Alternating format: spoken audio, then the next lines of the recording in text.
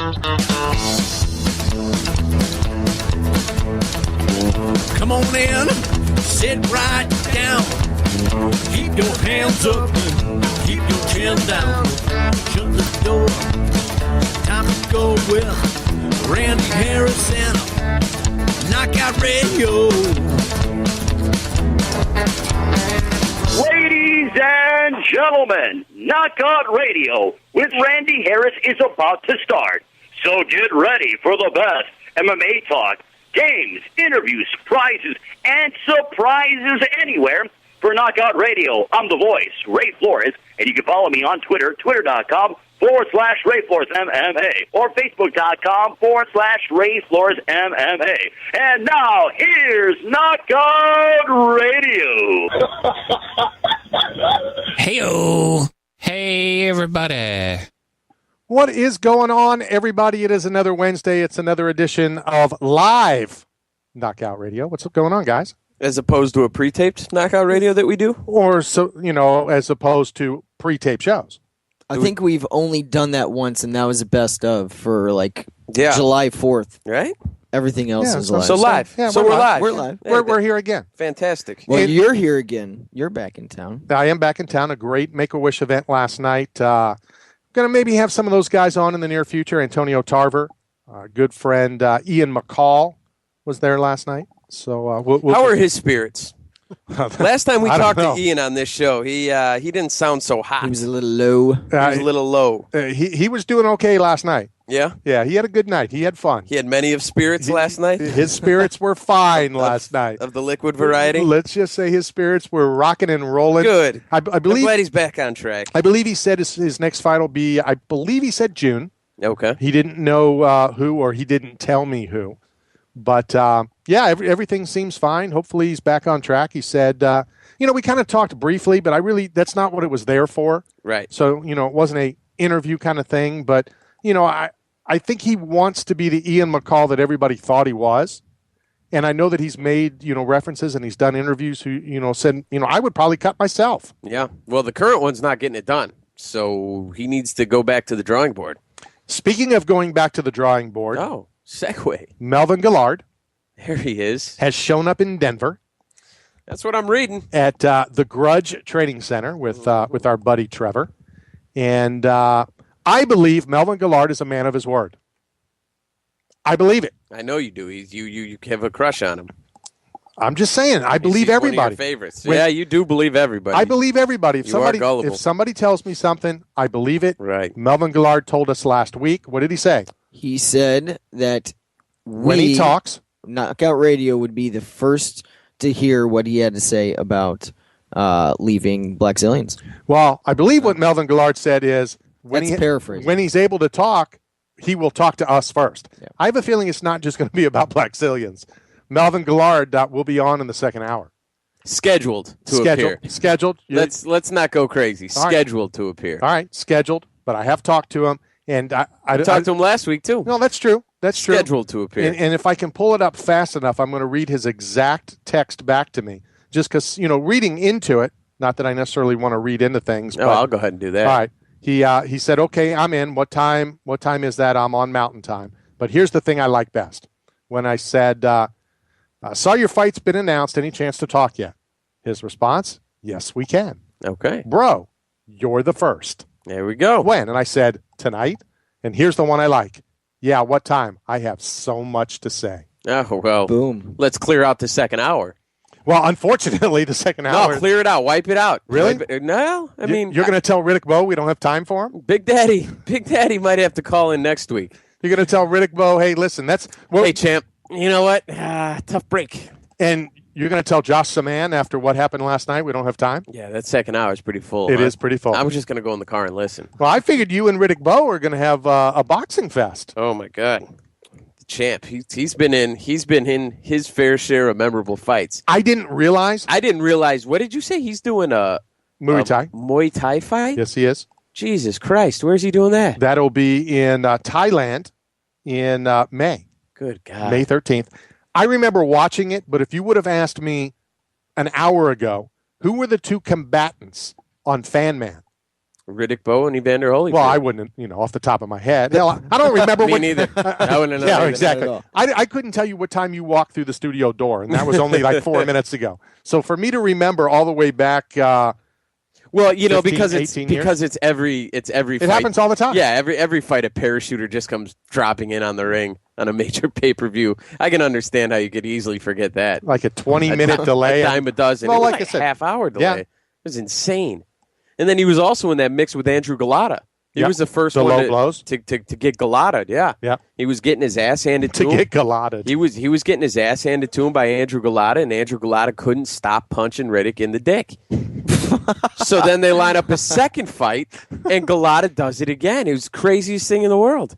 How'd that happen? Well, and so it just works out, even though this other guest was booked first, since it's going to be a night of just craziness. Can I ask Riddick how his junk's doing? Hey, you can ask anything All you right, want. because I still don't know how he's standing upright. How all long it these took years him? later. How Yeah. long it took? God, yeah. So we're going to go, well, I would say from that to the And other. it wasn't but- like one shot in the nuts. No, it was a few. It was like Galata did like a 3-piece Yeah. all below the belt, like multiple times. It wasn't like I just caught you with a hook a little low. Like he put combos on his nuts. Yeah, use him as a speed bag. It was ridiculous, and not little punches. And Galata can hit like a truck. Oh my god, He's throwing hooks. It's ridiculous. Okay, I'm sorry. Go No, on. so you're going to have a good time. Riddick Bowe in the second hour. In the first hour. Maybe tell Melvin not to call in. Yeah, there you go. No, Yeah. Melvin, we'll talk to him later. So the second hour packed. Well, let's looking at the first hour. Dancing with the Stars, also a boxing promoter now, and he has a big fight right around the corner. Tony Davalani, hope I'm saying that right. Last season's Now, is Dancing with the Stars champion, by the way. Is he a professional dancer? Yeah, he is world champion. Yeah. Yeah, Okay. world champion. Won last season's All-Star DWTS. That's Was interesting. he dancing with with Donald Driver? Didn't Donald Driver win last year? Am I like wait? I don't know. Believe it or not, I I don't believe keep up on Melissa Dancing with Mycroft, something like that. Warcroft. I don't think it was that. Oh, okay. That's kind of interesting. He's into. Well, he's obviously a really good dancer, but Yeah, really good. and then boxing promotion. Yeah, not exactly. No, two ends of the spectrum. Don't really go hand in hand No, there, huh? Yeah. no. But I guess he's a Renaissance man. Whatever. Hey, Snooki got into promoting boxing, so why not? Really? Yeah, oh yeah, oh yeah. Oh God. I know. Yeah, he won last season's with Melissa Rycroft. Sure, Okay. if you say so. Sounds good. Yeah, I thought Donald Driver did win, but maybe he won the season before. They all come together. They're all so good. Yeah, well, they're all so captivating. All right. Well, also They a just little run together. a little controversy in last week's Bellator Just a little bit. at the USF Sundome. Yeah, crazy end. And on our first hour will be Saad Awad. So I hope I pronounced that one right. A bunch of names of How come we don't have? They're any making Smiths? you earn your check. Yeah, I want some Smiths and Jones. You're the broadcasting professional. Yeah, there you go. Yeah, I know. It's hard to say that with a straight face. So we're going to have him on. Did you hear the news about the Bellator weigh-in? I hear it's read up for some stuff, grabs. yeah. It's up for grabs. Like 3 guys have missed weight.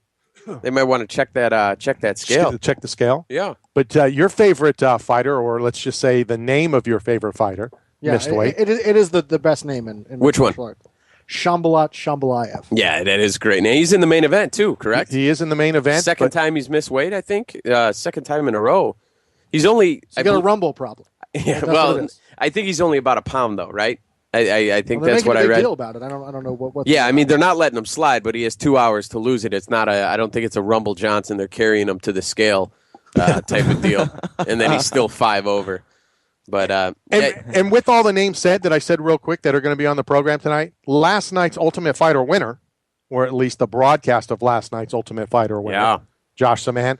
I was at the event. I still haven't seen it. So how'd it look? it looked great. I mean, it was a hell of a fight. I think Josh really displayed kind of some parts of his game that people didn't think he had. He did a lot of work off his back.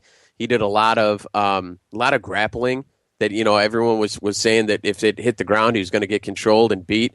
And ultimately he won with strikes. Yeah. The guy he beat Taps while he was getting the old Josh Saman double punch to the head. It's turning into his signature move now.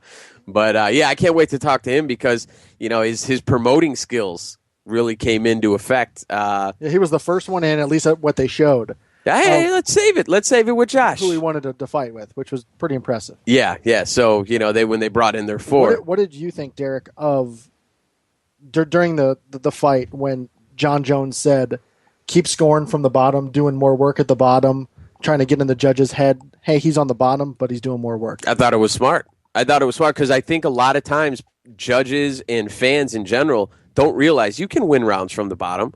And you can do work from the bottom. And, I mean, I thought, even though he was in bottom, he was in control the whole time. I mean, there were a couple little scrambles, but Josh was comfortable. He was landing little elbows, little shots, especially to the ribs. He unloaded about 4 elbows to the ribs that were just vicious. Right at the beginning, yeah. Right at the jump.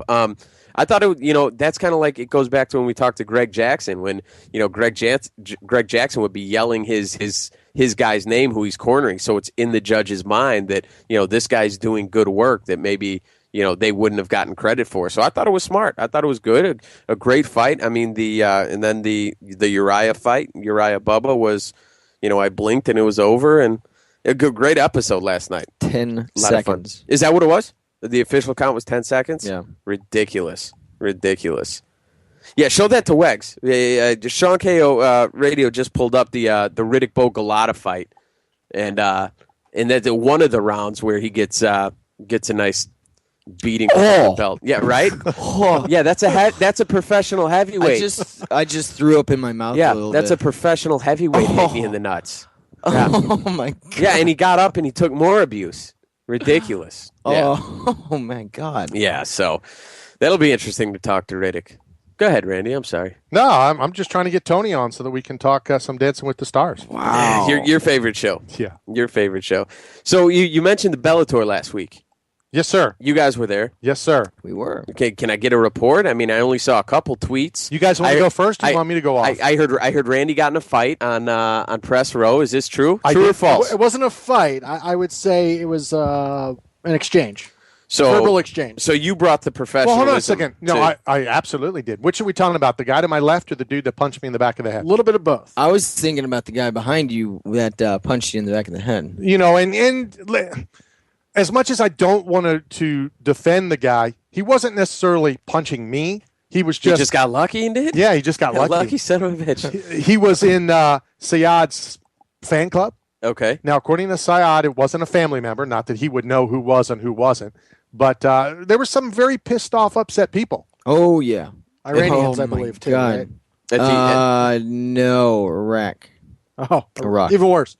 Even worse. That's terrible. So what happened? Can I get a damn report here? Yeah, now are we going there? Or are we going the unprofessional I was sitting first? at home. All right, so you're going the unprofessional. Getting punched in the head from press row seems a little unprofessional. So I felt. Let's go with that one first. All right, we'll go with that first, even though that's not what happened first. I felt the entire event was not run professionally.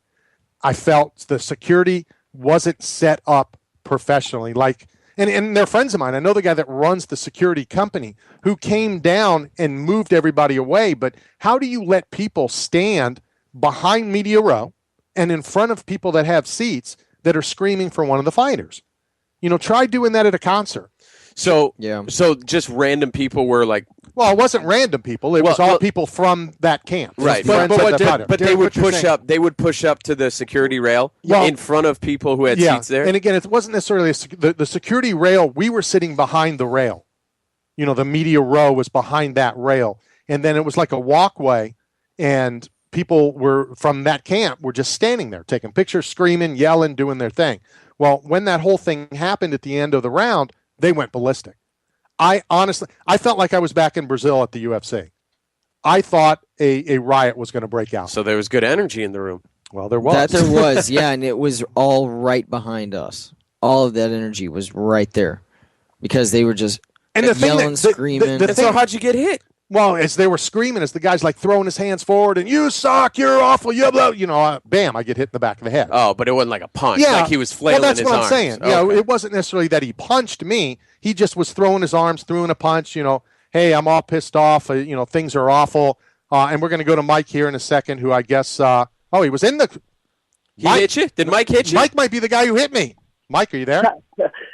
Hopefully it wasn't me. I'm not denying any allegations. I was part of the whole pretty much mayhem that was started up. We were upset on the call that was made. Did get a little out of hand. Unfortunately, it went against, what should have been done. I just wanted to call in, personally apologize on behalf of me and the whole camp. We were kind of upset about what happened, the call that was made, how the fight ended. We did get it, kind of hyped up in regards to trying to, pretty much let everybody know that was a BS call. And probably in the mix, being so upset, hands flailing around, not doubting that, it was possible that somebody got hit. That was about that tension. And I'll say, Mike, I'll say this much. If you tweet a picture, I'll know if it was you because I know who hit me. Hey, Mike, now that you have time, time has kind of settled down and you guys have gone to, review it, and I'm sure you've all looked at it again. Do you feel differently about how it ended? Are you now kind of like, well, he broke his hand? I mean, I understand of course, it. We're still upset on the whole way it ended.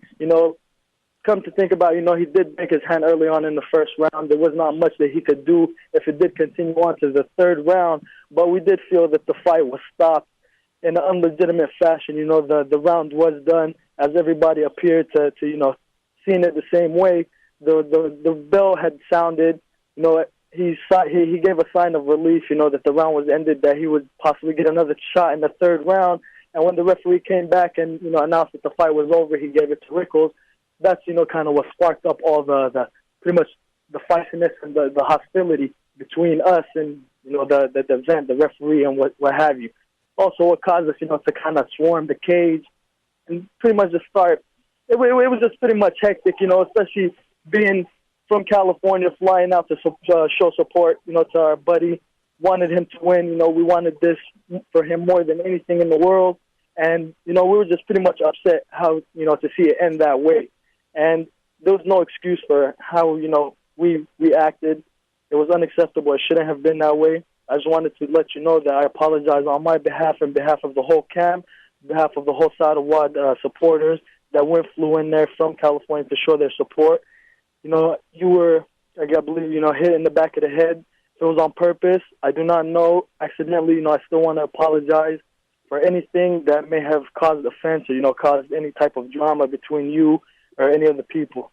Hey, well, if you find the guy, if you do find the guy who smacked him, let him know. I'll give him $10. I've been wanting to do that for years, so he got it in. No, I appreciate the call. I think that's a classy move. Class act, Mike. Thank you. Really appreciate that. And we really do. Like when I heard that that one of that you were actually like hit in the back of the head, we're all shocked. We're very upset because we nobody recalls it throwing any punches or anything. And what I thought is that the flailing of hands, being so upset, pointing at the camera, pointing, at the ref, this and that, that might have been where the smack came from accidentally, of course. But, sure, and Mike, that's exactly what it was. I mean, I don't think it was a straight right. I think it was just arms flailing, throwing arms around, and that's all I'm saying is I thought it was a bad job by the USF Sundome and the security to allow that to happen. So if you're going to let fans get into it, things like that are going to happen. But I definitely do appreciate the call. Thank you very much. Thanks, man. And I'll say this much as well about the class of that camp. And I'm saying the camp, not the fans. Right. Was that one of the guys from the corner came over, and it was basically right behind me, yelling to the guy who I think did hit me, saying, because they were booing. And he was like, almost word for word, don't boo Rickels. The ref is the one that sucks. Right. Yeah, don't disrespect the other fighter. It's not his fault. Yeah, and it's a crazy thing. I mean, that ending, does the ref suck? I certainly could see how it happened. I mean, he didn't make any move to get up. Right. It almost looked like he was done. A lot of fighters, end of the round, the first thing they're trying to do is get into their corner. Collect themselves either from a knee or just get back into the corner. There was like no motion of getting back to the corner. He was using up his corner time laying there on the canvas. With his arms back, looking at the lights, almost like, I can't believe, I just lost. I think, I mean, definitely some confusion. I don't blame the ref for stopping it. It was almost one of those deals where he was going to let it go to the corner, and I've seen this happen, in all sports. But then it's like he almost gave the fighter too much credit. Like, I'm going to give you a chance to get back to your corner, and let you take that time, and that'll be, we'll line this up around 2. But the fighter never even got up there. So I think he's looking out for the protection of the fighter. Sure. He's out, you can look at a fighter and tell if he's done. I will say, and he laid there for a good 15 seconds looking like he was done. Yeah, it was there for a little bit. And I will say that as the round ended, Rickels was walking away, and the ref was walking sort of along with him, sort of ushering him towards his corner. And you could see on the replay, Rickels says, "He's done, man." Right. And so that's when the ref turned around, saw he was still on the ground. He was still on the ground, and then he went over. I don't know if he tried to actually ask Awad if he was going to get up, if he was okay, if there was any acknowledgement. But pretty much after Rickels said he's done, that's when the ref stopped it. Right. Yeah. And hopefully we can get him on here and kind of ask, and it's hindsight obviously is always 20/20, and Zab Judah did this a couple of his fights. He got knocked down and he took a 10 count and then popped up like, "No, I'm ready to go." It's like, no, you had that time to get up. 10 seconds. You had the time to get up. Like, don't pop up now. Like, pop up at 7. But crazy finish. The card overall. What was your thought on? I mean, I want to know the crowd wise numbers. Did people show up? No, Wax is shaking his head. No. I don't think the crowd was very good. I have to be honest that I don't think the card was very good up until the main event. Okay, the main card until the Spike TV. The Spike TV. Yeah, because I was on TV. I was at home. I had to pick up my wife and kid. They got in from the airport, so I didn't get a chance to make it. But on TV, it translated pretty well. Well, again, they did a good job showing the crowd. The production was might be fine, and showing the fights were good. I disagree. I didn't think the fights were good when it's the number 2 organization in the U.S. They weren't outstanding. To me, it was better than. I mean, is it safe to say the best fight on the undercard was a guy that was 1-0 against a guy that was 3-0? Yeah, that's a fair statement. Yeah. But I'm just saying, this isn't the RFC. This isn't the LMNOP. This isn't a local card. Yeah. But there's a lot of local fighters who were told sell tickets, you'll be on the card. Yeah. That's all I'm saying. Is it wasn't a number 2 organization in the country card. Was it better? Was it better than the NBC card? I'm going to say this. Let me say this. That's hard. I judged an event Saturday. What the organization is the World Class Fight League. Amateur fighters. And I'm not a homer. It doesn't matter to me either way, and I hope you guys believe that. I don't, but go on. All right, well, then I'll stick with my word anyway. I believe Saturday night's 19 fights of amateur fighters was a better card than Bellator on Thursday. I said it to the promoter when he asked, hey, what do you think? I'll say it here. I believe it, and if I can get tape of the fights, they were competitive fights. They were 3-round fights. They were, some knockouts. There were some it was well-balanced. I thought the matchmaking was better. I mean, to have what's the guy that Eve Edwards knocked in the head and put him unconscious? Edson Berto. Yeah. For him to go in there and win in 16 seconds on a Bellator card. 127. All right, well, you know what I'm saying. Ticket seller. Yeah. Local guy, ticket seller. But can you blame him? I'm not saying I blame him. You asked how was the card. Right. Yeah. Okay. It's interesting, and I think that's a very good point. As the number 2. As a and national that's all I'm trying promotion. to stress. I think that's fair. Because I got a text from you, and that was your text. It's the number 2 organization in the country. Right. And I was busting your chops about if, going to the card because I knew you weren't excited about it. If I could go back in time, knowing the fights, knowing the card, and I'm going to get a lot of shit for what I'm about to say. Yeah. If this card was across the street from my house, I wouldn't leave the house. Wow. That good. And I will say also, I think there were more people at the first Bellator that we went to than at this one. It was. We didn't see official numbers on that. I'm looking it up. I don't see it was pretty light. Was it? Yeah, I mean, it was definitely light. To me, that's disappointing, though. You know what I mean? And But I mean, you're saying you wouldn't cross the street. See, I like live fights wherever it is, and even decent live fights are better than no live fights. But Derek, in my opinion, some of them, and again, I don't remember what I had for breakfast. I'm certainly not going to remember last Thursday, but I was tweeting it and talking to you guys about it. A lot of the fights were not competitive. Mm-hmm. If they're not competitive, I don't want to see them. I don't enjoy watching a guy go out there and win in a minute 8. Right. No, I get it, and it's I wonder, next time we have Bjorn on, we should talk to him about that kind of their approach, because I love the tournament format. I think we all talk about how we like the tournament format, and that's what gets televised. Now, what are they doing? Just kind of more local guys to help sell tickets, and then it seemed like the preliminary card on Spike.com was a regional show. It was all Orlando guys, right? A local card. That's it. It's a local card. When they got to the main card, the bantamweight and the middleweight fight leading up to the finals were special attractions to get into next season's tournament. Yeah. So everything that you see on TV has something to do with the tournament format. The 7 fights before are just local fighters. Sure. And again, my only problem on it is it's the number 2 organization, the one that's competing, the one that's arguing and fighting and in court with the big dog, the number 1 company. Yeah. This isn't number 7. This isn't number 10. This isn't a local. No disrespect. It's not Josh Samans. It's not world class. Sure. It's Bellator. It's not amateur. Right. This is on national. Now, amateur, there were a lot of amateur journalists there. I'll tell you that much. Nice segue. Like that, huh? That was, I see what you That did was there. my other thing. Okay. Because I am very professional when I go to events. It's just around the events that you. No, it's just around you. That. Oh. I thought maybe between events is when your professionalism. I leave that at the door. Leave that in the trunk. This kid next to me was cheering and clapping and screaming. I thought I was back in Brazil. Every single fight. You can't do that. No, it's frowned upon. It is frowned upon. And I will say this: I've never cheered, I've never clapped, I've never whatever. But there was one time when I was covering ask for autographs as they walk out of the cage. No, I get in the cage. Yeah, there you go. I go right into the cage and say, "Hey, great fight," whatever. No. Yeah. I remember when Aaron Stecker returned a kickoff for a touchdown against the Bucs. I think everyone cheered in that press box. I didn't do it loudly. I stuck my hands under the table. Nobody saw it, and I did a nice little clap because I was pretty pumped about it. But it's unprofessional. It's in the guidelines.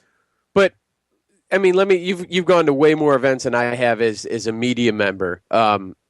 Is it just in MMA here? It's everything. In Brazil? Is it? I mean, I've been in a lot of press boxes for other sports. Really? And there hasn't been open cheering. Oh, no. I'm talking about the cheering. I thought you were asking, is it okay to cheer? No. I know it's not. I've never heard a cheer in a Major League Baseball press box. Right. Is it just MMA? Is that where you're getting it? Do you get this at UFC events in the States? No. In Vegas, in California, very Seattle. Very rarely do you get it at a UFC. Every once in a while you get the kid or the homer that I know you've talked about wearing their team shirt and that kind of stuff. They're not real professional. They're not real media. But for this guy next to me, and I even said something to him. It was driving me crazy. I was going to text Anthony because in the credential it said, if you cheer, if you will be asked to leave media row.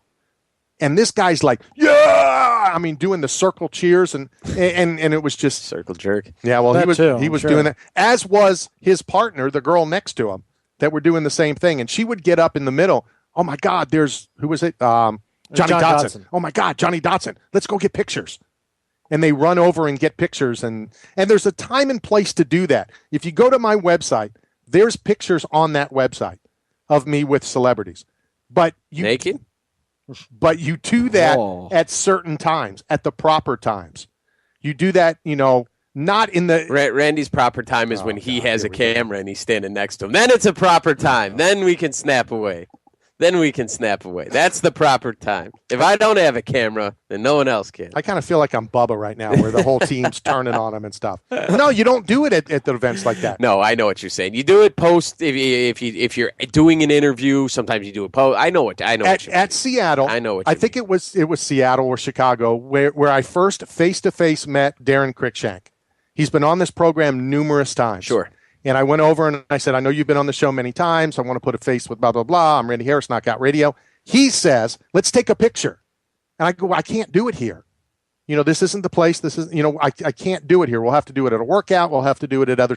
There's a time that you do that, and there's a time that you don't. Right. Well, the two fan people next to me, every time somebody walked by, oh my God. It was the proper time for them. Ben Saunders walked over to us just to say hi. He was on the inside of the metal area. Sitting next to Crazy Horse. Yeah. God. They tried to reach over to get a picture with him. Hey.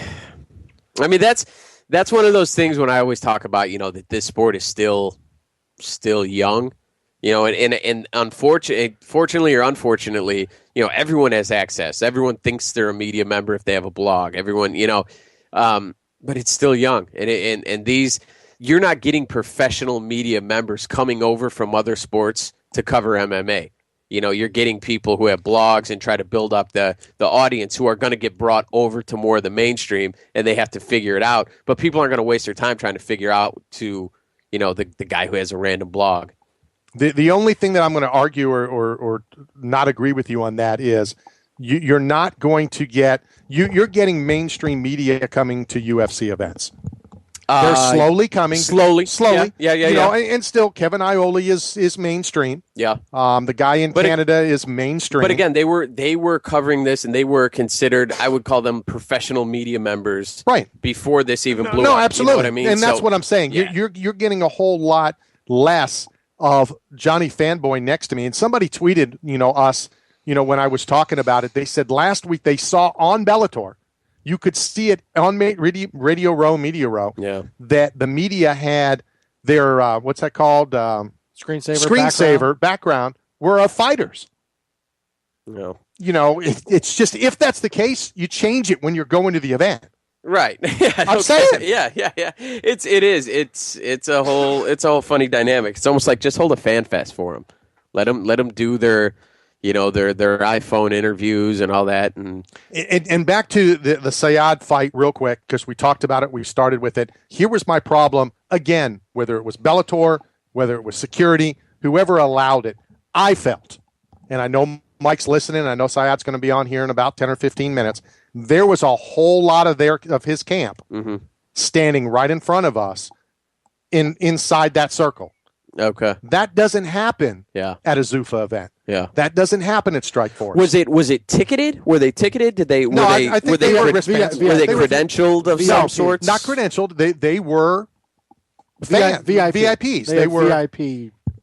But I'm saying, was that bought or was that that's not what that area is for. As much as I dislike Tom Malloy, okay, the former boxing commission, I don't know if you saw the most recent picture.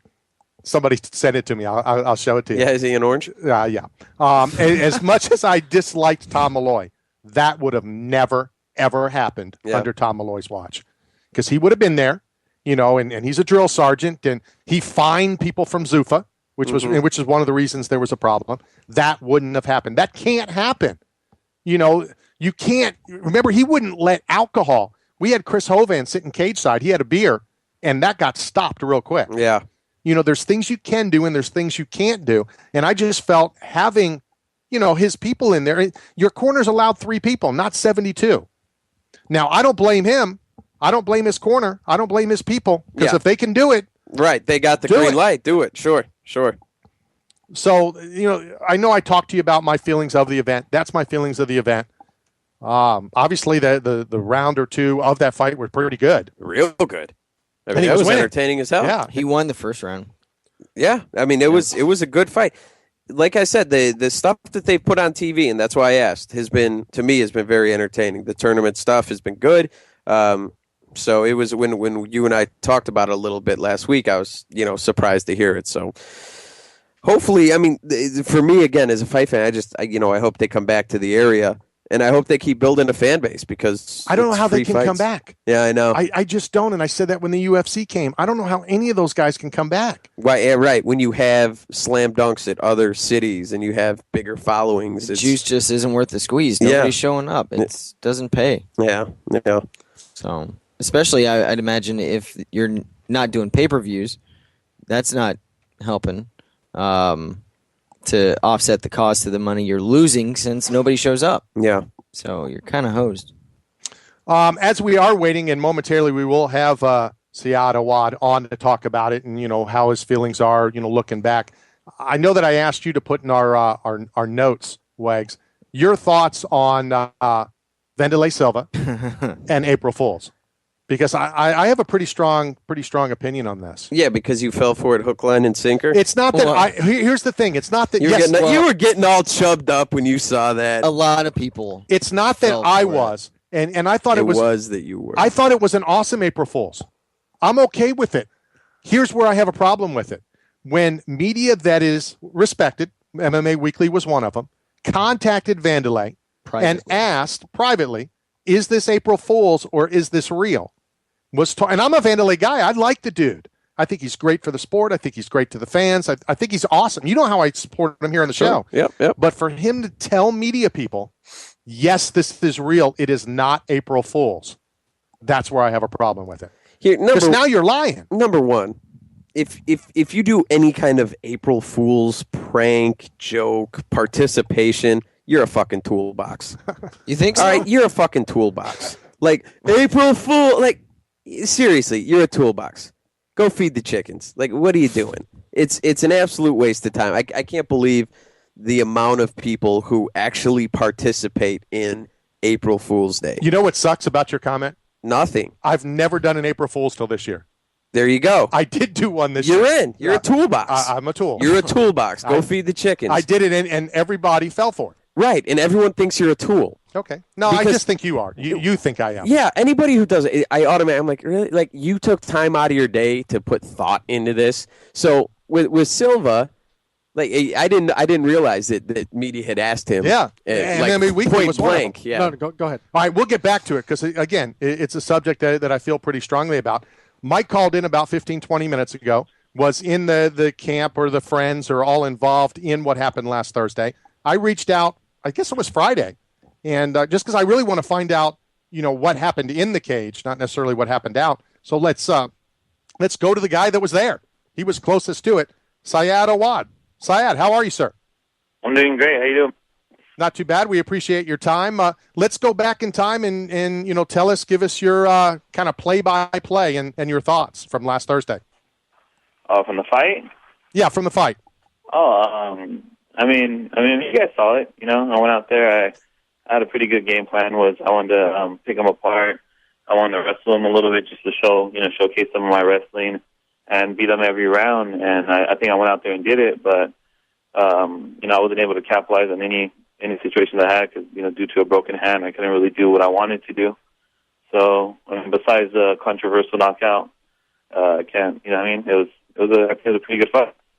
Well, and, let's talk about that because as we sat on Radio Row, I mean, obviously we had you easily won the first round and you could have won the second round until the last, 15 seconds. Talk us through what happened the last 5 seconds, the bell rings. Do you think you have time to get back to the corner? Tell us what happened. I mean, as you can see, like if you watch the fight, you can see I got hit pretty hard. He hit me with the left hook that started it. And I remember being dazed and I just went to fight mode where I was like, I just got to survive. I have 10 seconds. And I started throwing punches. And then he hit me again. I don't know if it was straight right or left hook, whatever it was, that put me down. And I remember, I got hit and I lost my legs. And as I was falling, I remember hearing the bell, before I even hit the ground. So, I was conscious. It wasn't like I was out cold and I was, wasn't able to continue. But I remember hitting the ground and thinking, thank God, the bell rang. Because if not, I'd be in trouble. And then I rolled over and I laid there, put my hand behind my head, and I was waiting for my corners to come in, and then they never came in, and the referee walks up to me and looks at me, and I'm, staring at him, okay, where's my corners? And then he called the fight, and then I didn't understand it, and I guess it's my fault for not getting up right away, I mean, it was an extremely unorthodox way to end the fight. So you're saying that you were aware, because when I was watching it, my first thought was that you weren't aware that the round was at its end, and I personally thought you thought that the ref was pulling him off and stopped the fight. You're telling me you knew that there was 10 seconds and you also heard the bell? Oh, for sure. I mean, I'm not going to say I wasn't hurt. The dude decked me. Sure. I face planted. I'd be lying if I said that. I was 100% fine. No, I was dazed. I went down, and I knew the round was over because I heard the 10 seconds before it even started. And I remember thinking, like, let me just slug it out, because he's already slugging, let me slug it out for 10 seconds. What's the worst that's going to happen? And I guess that was the worst that could have happened, was me getting dropped. And then, the bell rings, so I was like, cool. I get a minute to recover. And, there's plenty of times where corners come in, pick up their guys, and they're, they get their face battered in, the round rings, and they'll pick them up and drag them to the corner. So I figured, cool, I'm going to lay here, I have a minute to recover. My coach is going to come put me on a stool and catch my breath back, and then, do it again for another round. And I guess the referee didn't see it that way and decided to call the fight, before I could even get to my stool. So, it's my fault. I don't blame the ref. That was his call. It's kind of weird, but it's, I wish he would have at least warned me or something, like, hey, I'm going to call the fight. Can you get up? I would have stood up right away. That's what I was going to ask. Was there any kind of warning, any kind of how you feeling, any kind of verbal sign from the ref? He didn't say anything. If he had said anything, I would have got up. I would at least give him a sign.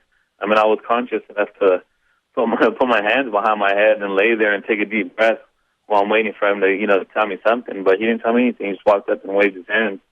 So I guess that was, on his discretion if I was able to continue or not.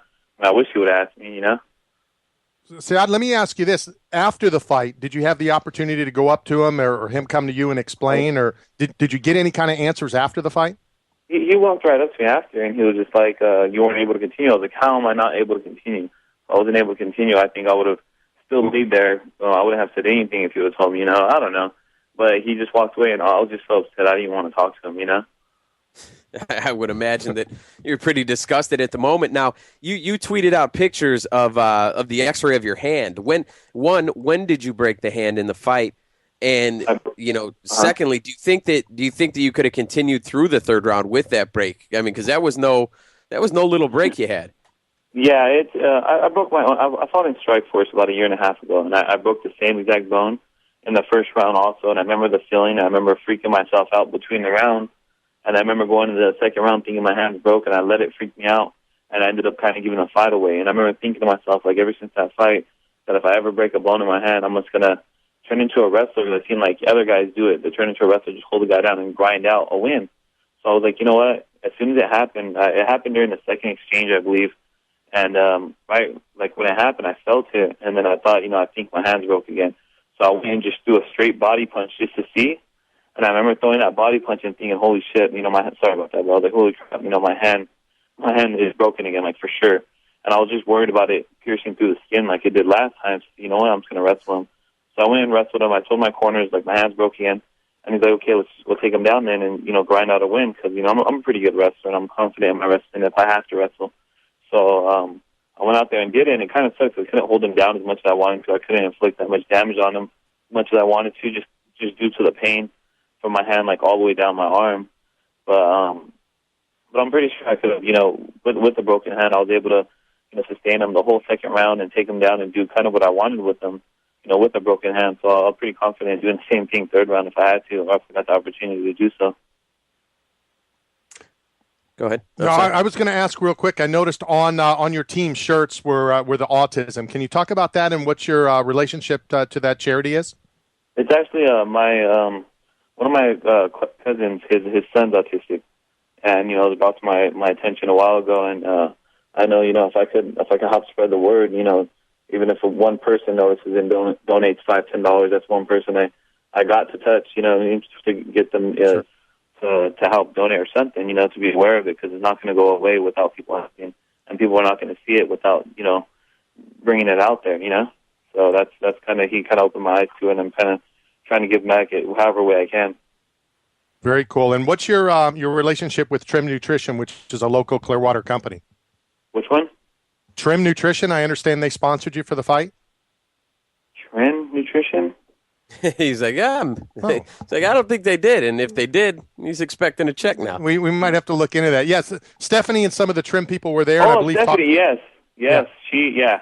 I actually just met her out there. I took my name, the name of it. I met her the day before the fight, actually, and she was telling me about how they get their fighters back healing right and all the stuff they do, and they help them out with, like, IVs and all that good stuff, and get their bodies running good, and they have, like, nutrition programs and stuff. And I was really interested, and it's kind of too late for me to throw them on the banner and stuff, so, we chopped it up, and I told her, let me shoot you some tickets so you guys come out and check out my fight. She was like, yeah, for sure. So she came out. She really enjoyed it. So I'm actually supposed to talk to her this week. She told me to call her after my surgery's done so we could set up some things together to see what we're going to start doing. But yeah, so I'm really looking forward to, really getting involved with their company. I don't know too much about it, but I know she has, doctors on their team. She was telling me about their weight loss programs and to keep me healthy, keep me at a sustainable weight without getting too heavy, without really killing myself trying to make weight. So I'm kind of looking forward to the plans that she has lined up.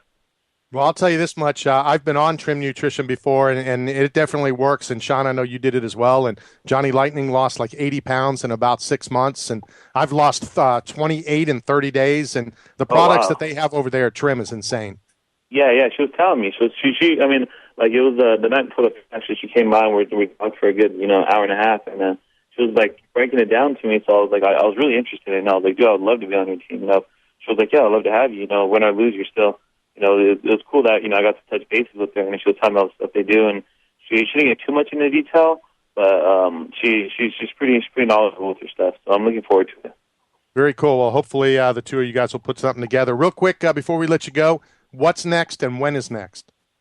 Well, I just had surgery yesterday, so this time they put a plate in my hand instead of pins. Last time I had the same surgery, I had pins, and then I couldn't spar for it. I think I got cleared about 4.5 months later, and I couldn't throw my right hand for almost 2 months. So I couldn't really get into a training camp for about 6 months. A training camp, you need at least 2 to 3 months. But this time, they did surgery. I'm able to move my hand. I don't even have a cast. It's just wrapped. So the guy told me the doctor said it's going to heal a lot quicker, so I have an appointment next week, and I'll find out around the approximate healing time. But I was told that they're going to put me in the next tournament. So I'm just hoping I have the right amount of time to train for it, because even coming into this tournament, I came in with some pretty bad injuries I didn't tell anybody about, and I'm just happy that the tournament kind of went the way it went, so I didn't expose any of my injuries. So now this is actually giving me time to heal those old injuries and these new ones as well, and I'll be able to be 100% when I fight. Well, when you get details of your next fight, please let us know. We'll get you back on the show. I definitely will, and thank you guys for having me on, man. You guys are awesome. Thank you very much. Thank you. We appreciate it. Saad, Awad, last Thursday, very interesting, very controversial. And again, he was up 2 rounds to none. Yeah. I mean, that's got to be the part that's a killer. Yeah, painful. Yeah. It's one thing. That and the broken hand. No, I think the other's more painful because the broken hand heals. I just, I understand what he's saying. I get what he's saying as far as waiting for the corner a little. I get it a little because. I understand it. Rocky Balboa laid down for 9.5 minutes, seconds of the 10 seconds. Grabs the ring, and pulls himself up to win the title. That's a dumb movie. Okay. But, anytime fighters, to me at least, it's always, pop up, show them you're not hurt. At the end of the fight, get your hands up, you won the fight. I don't know, you just. How does it work if the corner comes and pulls you up off the mat? Right. He's done. You're losing the second round, definitely, or they might can't. I get what he's saying. I totally get what he's saying. He's laying there. I didn't realize that he heard the bell. Like I said, when I watched, I thought he didn't have a clue, and he was out, and so the ref kind of doubled back and saw that he was still out.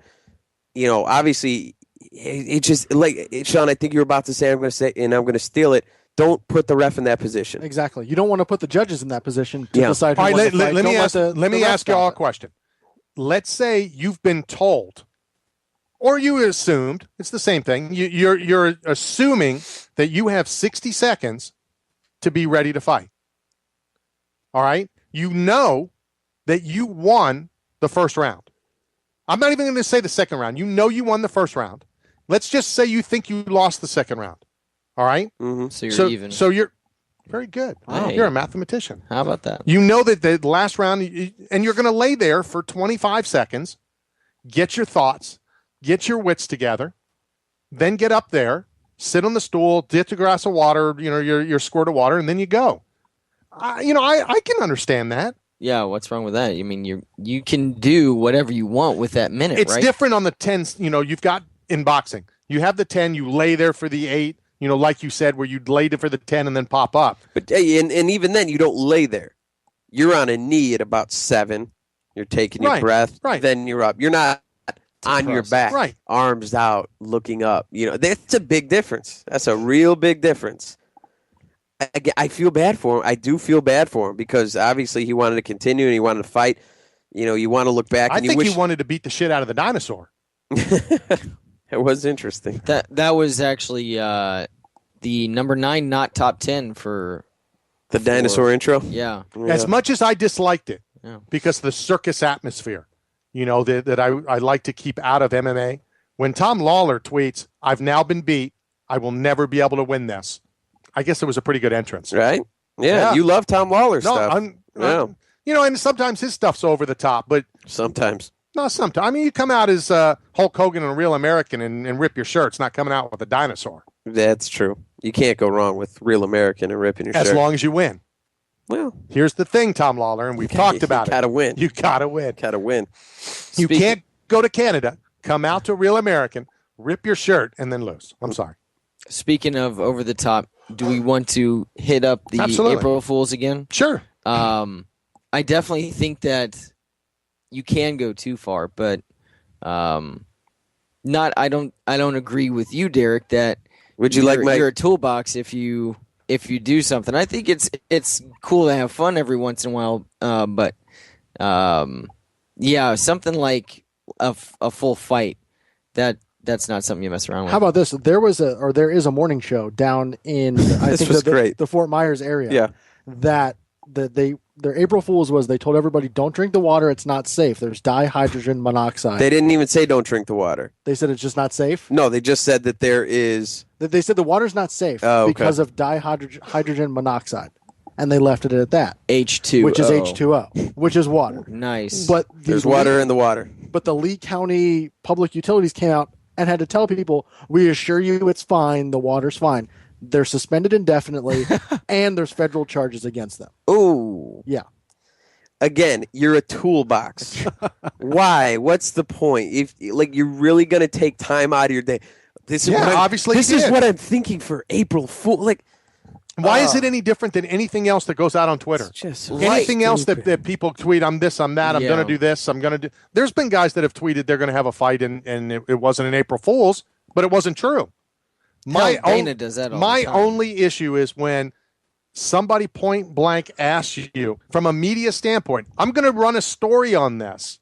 So we need guidelines on April Fool's jokes. I got a guideline for April Fool's jokes. Don't do it. Don't fucking do them. Find something else to do with your time. I think you don't need guidelines, but I gave you a guideline. One guideline. It one guideline. It's easy to follow. Rule 1. Just be smart about it. Don't be an idiot. Don't do it. That was stupid. Don't do it. There's not a being smart about it. Don't do it, you toolback. I did. Toolbox. Now let me ask you this, Randy. Let me ask you this. Any chance that he really thought that he was going to parlay this into it? From what I understand, no. Into a fight, No. and then it just didn't work out. So then he said April Fool's. I don't know. He tried to pull a Chael Sonnen, and it just didn't work. I guess anything is possible, but no. From everything that I've been told and I read, it was a straight out April Fool's. So is anyone taking them to task on this? Yeah, I mean it's been our friends at MMA Weekly, any other media outlets, kind of giving them the business. I think the underground has said some things, and unprofessional and this, that, the other. Like Vandelay cares.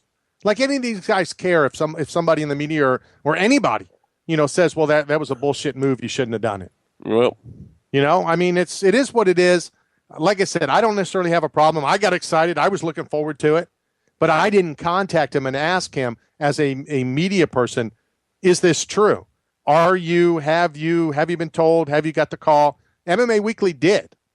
They reached out to him, a media outlet and other media outlets that are well respected, and was told flat out, yes, this is real. Well, how about this fight that they had? Vandelay, I like Vandelay in this. Vandelay would have been fun in this fight. There's no doubt about it. He's not going to lose it. But Gustafsson, God, talk about a tough break. Yeah, I guess he hit his head on the cage or something as he was doing some wrestling. As he was leaving the cage, he was sparring. So can now people get off Ken Shamrock's ass? All those people that said you don't do that the night before the fight. Well, I guess you don't do this the week before the fight, right? He was doing a little more time. Well, he was doing a full training session, right? Something like that. Shamrock was. It was full contact. Ken Shamrock, by the way, I was with him last night. We briefly talked How's about that his nutbag doing? we briefly talked about his upcoming fight. Fucking crazy. And he said he's going to be very public after he goes and wins this fight. That he's got some things to say. He's got some things to get off his chest. Oh, great. But he's going to come out and win the fight. Can we have him on? Yeah. Can you book him for that? that? Yeah. No, Kel, come on. Oh, God, that'd be fun. I'm sure you'll. We'll bring Marcus Jones back in as well. Holy cow. Remember when we had him on? Yeah, and Marcus didn't know what to say. Good God, man. Marcus was in studio. I know. I remember. First, he was stunned that Ken Shamrock was on. And then he was stunned that Ken Shamrock was on. Was off his rocker. Yeah. And someone, where's his fight taking place? Who gave him a fighting license? This is, I think, cleared that? isn't it? I There think you it's go. yeah. There you go.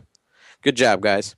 All right. I think what we're going to try to do is we're going to try to go a couple minutes early. We normally wait till the top of the hour because the second hour, if Melvin Guillard has half the things to talk about that he said he does, we're going to need more than the 15, 18 minutes allotted for Melvin Guillard. And I have to ask Riddick Bowe about getting hit in the dick 30 times. What was it like the first time you got it? Right. And then the third time, does it just go numb after a while? How long after did you piss blood? These are questions I need answered. Speaking of low blows, when we come back in the second hour, somebody remind me I'm old.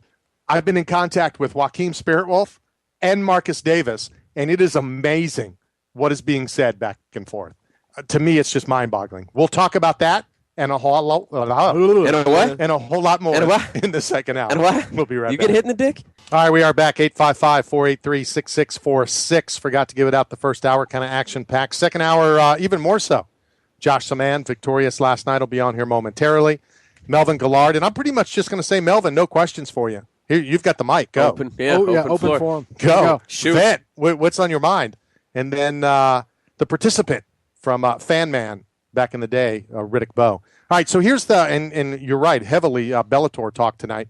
But I was in contact with Spirit Wolf, and I was in contact with Marcus Davis the other day. That fight happened 2 weeks ago, 3 weeks ago tomorrow. Mm-hmm. Yes. Okay, Tampa was last week. This was the week before. Mm-hmm. Low blow, alleged low blow, whatever you want to call it. Here's the thing that bothers me. And you and I, Derek, were talking about this off the air. I know Spirit Wolf a little bit. I know Marcus Davis a lot. All right? But I still believe that Spirit Wolf is a warrior. And you said... I said if anyone steps into that cage is a warrior.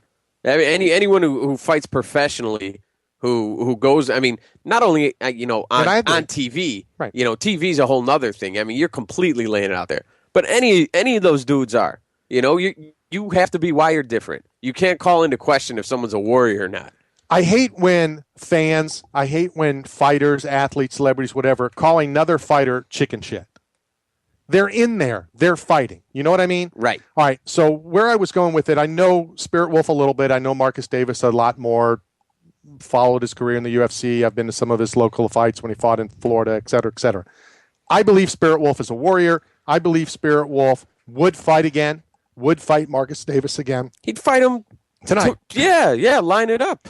He'll fight him in the backyard. The only thing that I found funny, and this was on Facebook, I did get some tweets back and forth, but most of it was on Facebook, of basically both fighters saying the other fighter didn't want to fight him. Now, as much as I find it funny that anybody would say Spirit Wolf doesn't want to fight Marcus Davis, that he went the chicken shit way out, there's rumors, low blow, non-low blow, and Marcus Davis will come on the program and he'll give his side. He'll give what he believes, what he has proof of or whatever. But for Spirit Wolf or any of Spirit Wolf's fans and friends, and I got in with some of them on Facebook, to say Marcus Davis is chicken shit and doesn't want to fight Spirit Wolf, to me is hilarious. He was the fight didn't stop because of Marcus Davis. They're already fighting. Yeah. Right. What's another round? What's another lining it back up? According to Marcus Davis, it wasn't a low blow. It was on the belt line. I know as I watched it, I thought it was belt line. But again, I'm not going to say that Spirit Wolf didn't get low blowed. I wasn't there. I just find it funny. The guy who threw the punch. Riddick Bowe laughs at that low blow. Yeah. You mean only one? Yeah. In barely a clip? Please. Riddick Bowe eats that low blow for breakfast. So that's the kind of going back and forth. And both guys said they would fight tonight. And both guys said the other guy wouldn't fight him. Speaking of back and forth fights, this past weekend, I know we talked the MMA, but if you didn't see from Saturday, the Brandon Rios, Mike Alvarado second fight on HBO. Do yourself a favor, YouTube it, set your DVR. I'm sure they're playing it again this week. Fight of the year candidate written all over it, and they're going to line up and fight a third time. It's inevitable, but you want to talk about, people who talk about boxing's dead and they, whatever, bad mouth boxing. Turn on that damn fight, and it's a blood and guts war, a throwback fight. So Who are the fighters? I just want to throw it out there. Brandon Rios, Mike Alvarado. This is the second time they fought. If you really want to go nuts, watch their first one, because their first one was a 7-round war. The second one, they picked up right where they left off. Unbelievable. It was great. Before I talk about Ortiz, who now wants to get back with Mayweather, and I talk about your favorite fighter, Dan Hardy, just for a second, go back to April Fool's. Did you see Mike Tyson tweeted one out too? No. He's a What did tool. he say? Mike Tyson tweeted out, "I'm going to get this damn tattoo taken off my face. Yeah. Boy, this is going to hurt." And people were tweeting, "That's the greatest one of all time." And the fact that people are rating them are stupid. Like, if you're following April Fools, if you I saw media. There's got to be a Twitter account. I was gonna I say. saw media reporting so-and-so's April Fools. Stop. Okay, I just wanted to throw it out real quick. Toolbox. Dan Hardy, thoughts, comments? Dan Just Hardy? shows he has no heart. No. No, well, I see what you Try did Too soon? there. Yeah, Try too soon. Try the soup. Go ahead, sorry. It's unfortunate for, I hate seeing that Career over? I don't know. It has to be. Right? It has to be, because Dan Hardy said he's not going to have the surgery, and he's going to put it in the UFC's hands. That's a bad place to put Are it. you going to tell me that a company now knows you have a heart problem, Yeah. and they're going to allow you to fight? Well, they already pulled him from the fight he was going to have. Well, Yeah. and So that's they've what already I'm saying. pulled him once. You're talking about a major, 3 more major lawsuits. Yeah. And unfortunately, that's the world we live in. Yeah, and this isn't, maybe they get away with that. Maybe they try it years and years and years ago when they don't have the national TV and they don't have the stars. They don't need Dan Hardy, and they don't need this lawsuit, and they have enough eyeballs on them wanting to screw up and people cheering against them for a major injury in anything MMA. You know how it is, Randy, when they'll say a UFC, wannabe or something who, for some kid who chokes another kid on the schoolyard. There are people wanting to watch the UFC fail. They're on Fox now. They're on.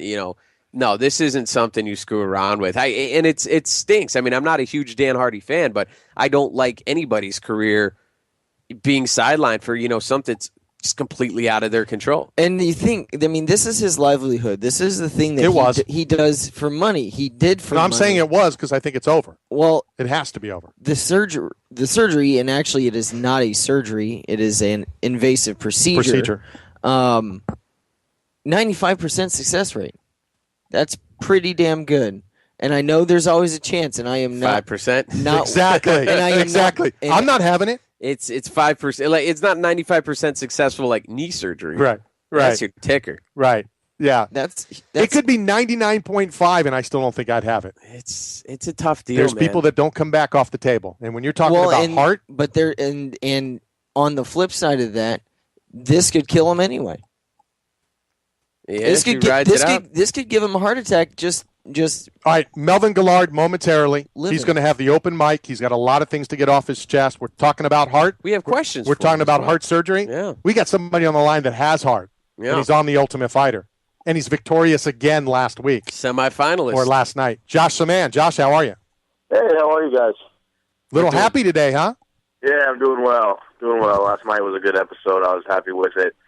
So yeah, man, it's been a good week so far.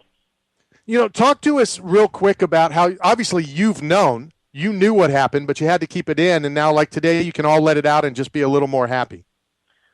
Yeah, I obviously I knew what happened, and all of us on the show knew what happened. So, Jimmy is a guy that, like I said on the show, we kind of rubbed each other the wrong way mutually at the beginning, and then even as the fight pick was announced and we began to talk a little bit more, we kind of became friends, which was funny.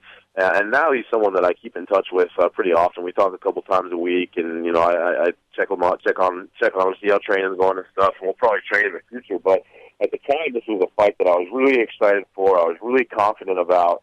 And it pretty much went kind of how I thought it would go. You know, I knew that he was going to be a great wrestler. I knew he would probably get the takedown at some point.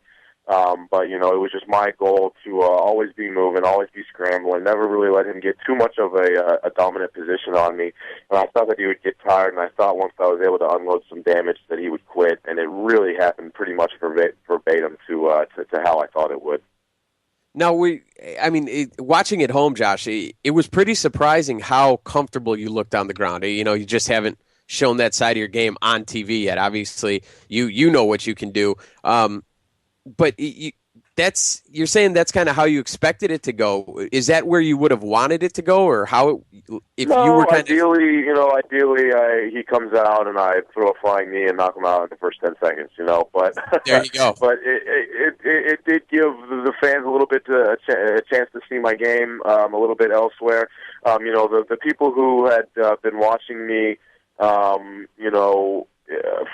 for years, you know, prior to the show, and people that had seen my fights before then, they knew that I'm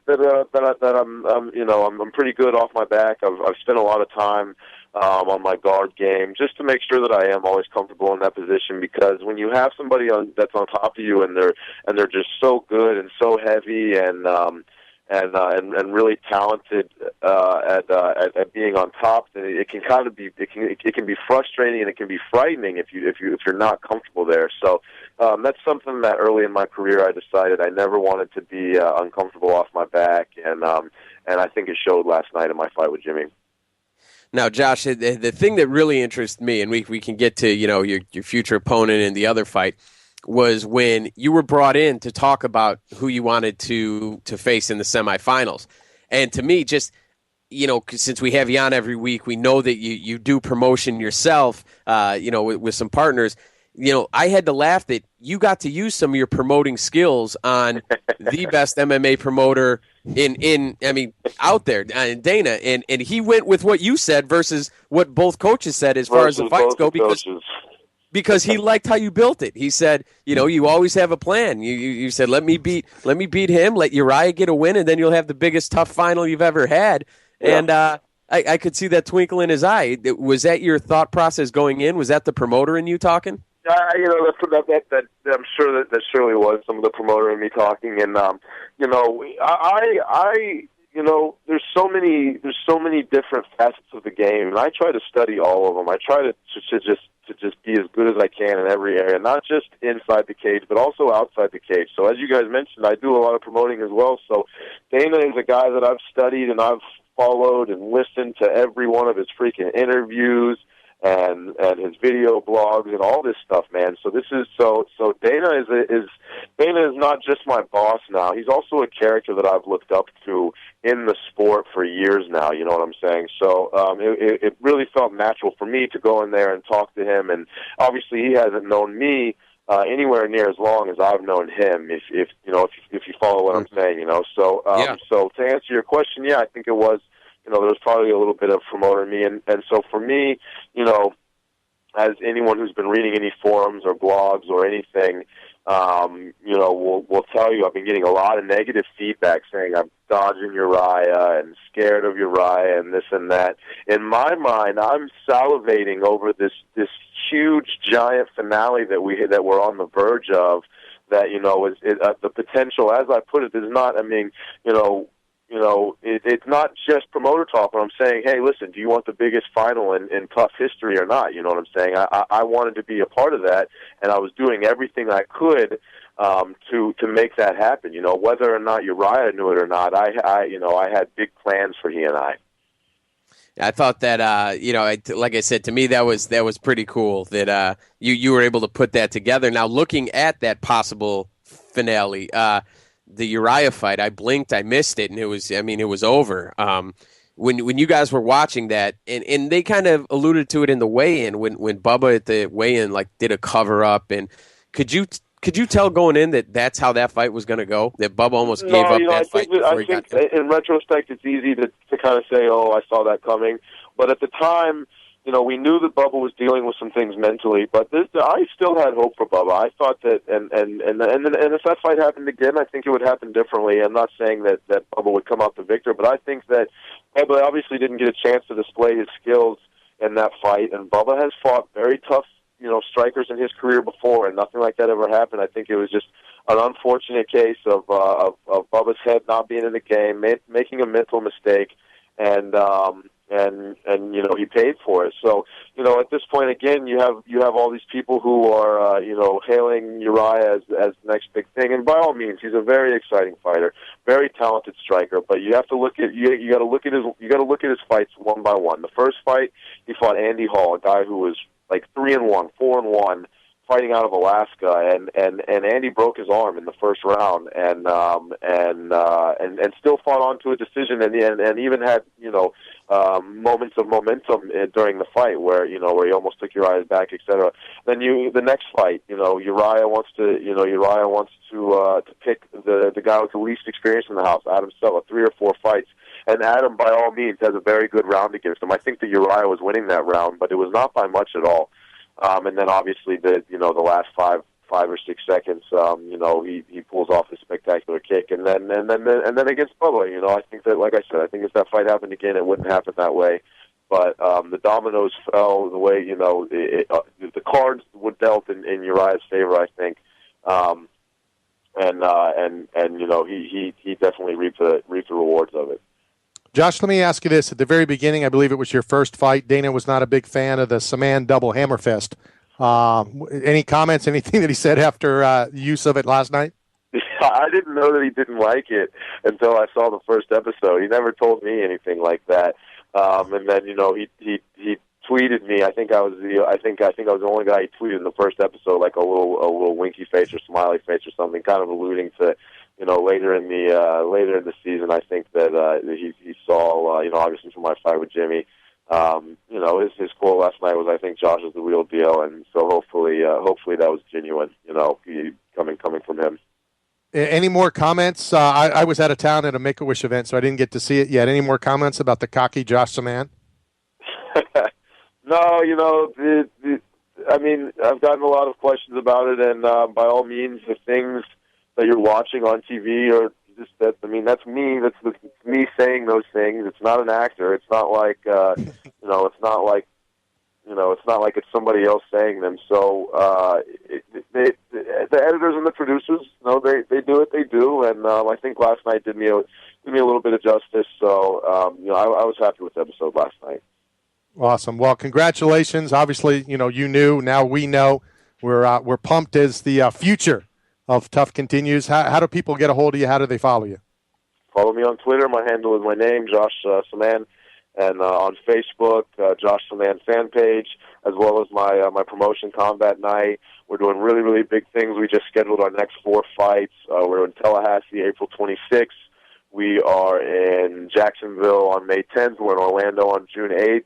And then we just booked our Miami event for June 29th. And then hopefully we'll be coming your way towards Tampa maybe in July or August. So, man, we got a lot of big things. We're really changing the landscape and growing MMA all across Florida. It's something that we're really proud of. So I'd love for everyone to keep up to date with us on that as well.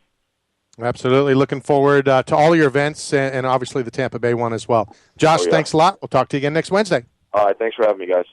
Josh Saman, or, in the words of The Ultimate Fighter, the cocky Josh Saman. And to be honest, I don't think he comes across as cocky. I really don't. No, here's why he does is because he's very confident. Well, and the late, great Otto Graham used to say that. There's a fine line between cocky and confidence. But here's the thing. He knows his shit.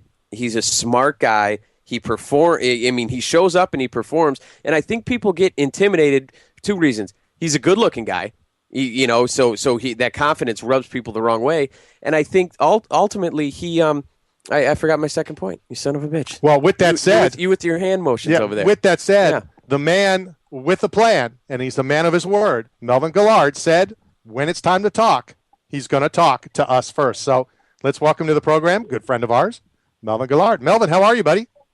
What's up, guys? And to reiterate on that, being cocky is being confident. It's the same thing. Just saying, I got the ass end of the conversation, but, being cocky is being confident no matter how you look at it. It's the same thing.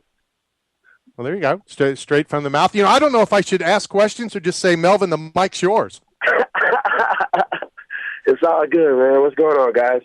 Well, tell us. It's been a whirlwind over the past couple weeks, and now stories are coming out, and I hate stories. I just want to know the truth, so I figured let's talk to Melvin. The departure from South Florida, there was talk about possibly going. Yeah, let's start there. Yeah, it's a good place to start. The ultimate decision. What led you to leave the Blackzilians camp? Ultimately, what led me to leave was, I felt in my heart that I couldn't win with that team. I mean, they're good. They're a great group of guys. The coaches are world renowned. But the chemistry for me, it was no recipe for success. And when I step into a gym, I want to have a game plan all the way through. I want to see it through, and I want to have coaches that's going to be, on my side, on my hip, day in and day out. You know what I mean? And I didn't really have that with a lot of the coaches there. The only coach that I have that relationship with physically right now is Dr. Ryan Tripp. He's my judo coach. So no matter what team I end up at, he's always going to be in my corner, So he's the one guy that's been with me since before Jackson's, when I went to Jackson's, left Jackson's. Now I'm here in Denver training with Team Grudge. So, like I said, they're a great group of guys. I mean, they have so much talent on that team. But I just felt in my heart, me personally as a person, that I just couldn't win with the team, so I had to move on. It was a mutual understanding. I didn't get to say bye to all the guys, but I got to talk with Glenn, who's the owner, and I got to talk to some of the coaches there, and I don't know. I just felt it was time for Melvin to move on and look for something bigger and better. And we'll talk about Trevor and Smiley. Well, Smiley is Trevor, at Grudge in Denver. But let me ask you this. I remember going back when you first went down there to South Florida in the Blackzilians. You came on the program and you kind of voiced some things. Were you ever comfortable there? Did you ever feel like this was going to be home? To be honest, not really. I mean? When I got there, I kind of went there with a little bit of a funny little, I guess I could word it as saying a funny type of attitude about, certain people that I was training with at the time and, certain people. But, it ended up working out pretty good, for the most part. I mean, I learned a lot. I got to work with a lot of great jiu-jitsu guys.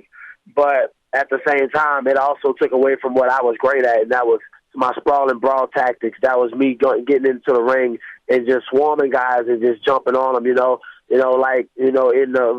Varner fight, I was going down to the ground a little bit too much, trying to work submission defense and stuff like that. It just really threw me off of what I was great at, you know what I mean? So I felt I need to go back somewhere where I can go back to being Melvin, the young assassin, the guy that got me to the UFC, the guy that got me all the wins in the UFC and all the success. And that was part of the reason why I also had to leave.